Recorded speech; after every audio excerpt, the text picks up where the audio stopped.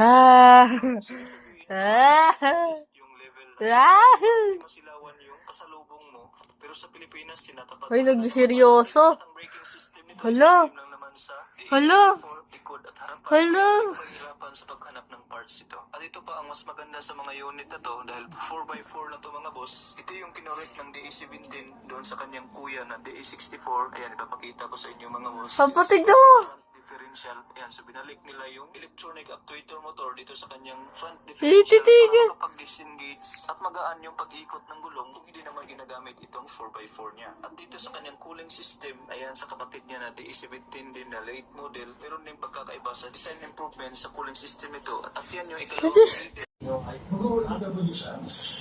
Hindi. Training. Ano? Ano ka na dyan? Yung ba yung tawag sa mga taong nakatira sa kanila? Sisir na kausap. Pag nagkakausap, baka nasisir. Oo, bakit tawag sa mga taga-Pilipinas, Pilipino? Mali. Kanadyo. Babae sa ngiti. Kaya dapat kanadya. Bahala ka nadya.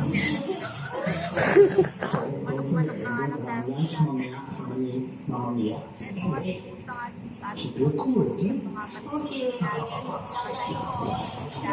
Andito ako sa kapitbahay. Ito, medyo magiging ko. Maraming salamat po. Meron ka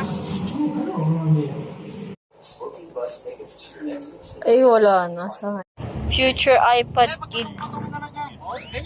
1-year-old pala nagsiselfone na. Ano ba yan?